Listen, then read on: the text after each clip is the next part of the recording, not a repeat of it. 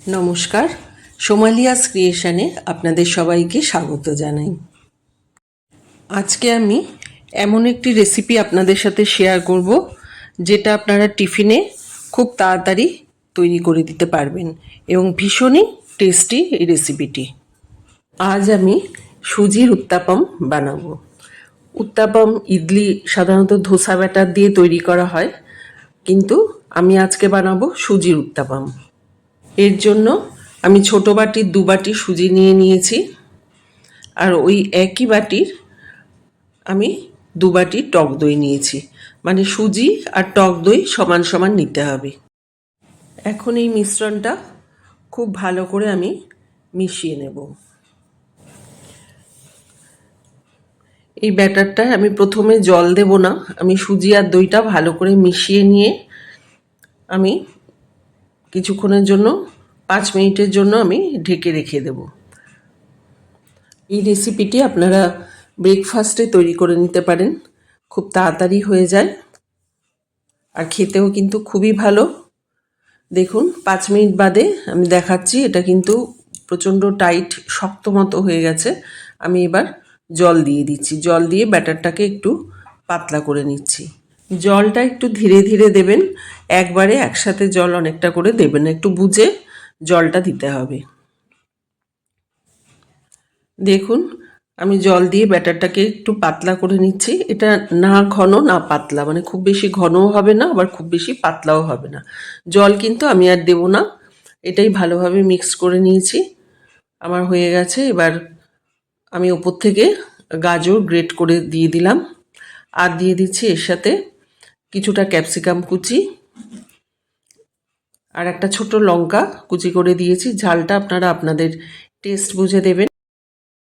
এবার সব কিছু আমি একসাথে খুব ভালো করে মিশিয়ে নিচ্ছি, সমস্ত সবজি দিয়ে মিশিয়ে নিচ্ছি। আমি এর মধ্যে পেঁয়াজ টমেটোও দেবো, কিন্তু সেটা আমি পরে দেব। কিভাবে দেব সেটা দেখিয়ে দেব। আমি নুন দেইনি, এখন আমি নুন দিয়ে দিলাম 1 চামচ। আর ইচ্ছা করলে আপনারা চিনিও দিতে পারেন, ওটা অপশনাল। দেখুন কতটা কালারফুল লাগছে। এখন আমি এরকম প্যান নিয়ে নিয়েছি, এরকম 4টে খোপালা এরকম প্যানে আমি সামান্য তেল দিয়ে দিয়েছি। 4টেতেই অল্প অল্প করে তেল দিয়ে দিচ্ছি।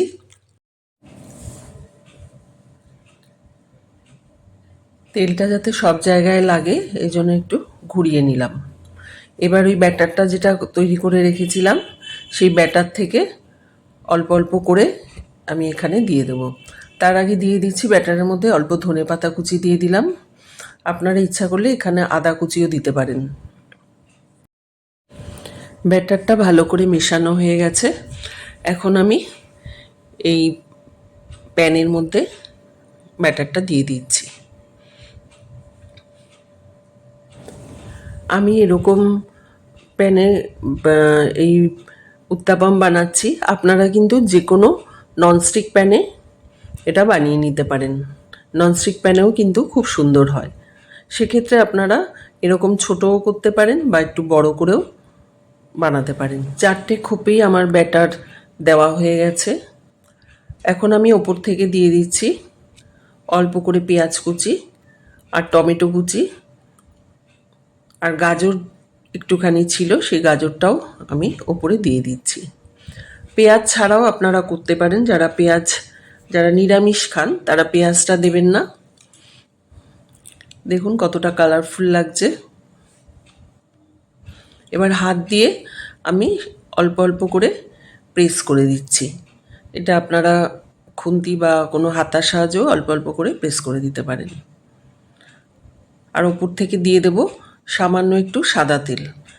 এটা অবশ্যই সাদা তেলে করবেন, সর্ষের তেলে করবেন না। সাদা তেলে করলেই এটা বেশি ভালো হবে। সামান্য করে সাদা তেল দিয়ে দিলাম, দিয়ে আমি 3-4 মিনিটের জন্য ঢেকে রাখব। উত্তাপমগুলো কিন্তু ফুলে উঠেছে দেখুন। এখন 4 মিনিট বাদে আমি এটা নামিয়ে নিচ্ছি। দেখুন এটা তেল থেকে কিন্তু আলগা হয়ে গেছে। তেল দেওয়া ছিল বলে সামান্যই তেল দিয়েছিলাম, এটা কিন্তু খুব ভালো করে উঠে যাচ্ছে। এবার আমি উল্টো দিকটা একটুখানি সেঁকে দেব। এতে আপনারা আপনাদের নিজেদের ইচ্ছে মতো সবজি ব্যবহার করতে পারেন। এটা খুবই হেলদি, আর 3-4টে খেলে কিন্তু আপনাদের পেটও ভরে যাবে, মনও ভরে যাবে। এই রেসিপিটি অবশ্যই কিন্তু একবার ট্রাই করবেন, দেখবেন খুব সহজে হয়ে যায় এবং সাধারণ ঘরে থাকা উপকরণ দিয়েই কিন্তু এটা বানিয়ে ফেলা যায়। আর টক দই যেটা আমি দিয়েছি সেটা কিন্তু আমি কেনা টক দই দিয়েছি, আপনারা ঘরে পাতা টক দই ব্যবহার করতে পারেন। আমি ওই 4টে তুলে নিয়েছি উত্তাপাম, এবার আবারও আমি আরও 4টে দিয়ে দিলাম। ওই একইভাবে একই পদ্ধতিতে উত্তাপামগুলো আমি বানিয়ে নিয়েছি। আমার তৈরি হয়ে গেছে টেস্টি টেস্টি ব্রেকফাস্ট। আমার এই রেসিপিটি যদি ভালো লাগে তাহলে আমার চ্যানেলটিকে একটা লাইক, শেয়ার ও সাবস্ক্রাইব করার জন্য অনুরোধ রইল। এটা আপনারা টমেটো সস বা ধনেপাতার চাটনির সাথেও পরিবেশন করতে পারেন। সবাই ভালো থাকবেন, সুস্থ থাকবেন। আবার অন্য একটি রেসিপি নিয়ে অন্যদিন আপনাদের সামনে চলে আসব। নমস্কার।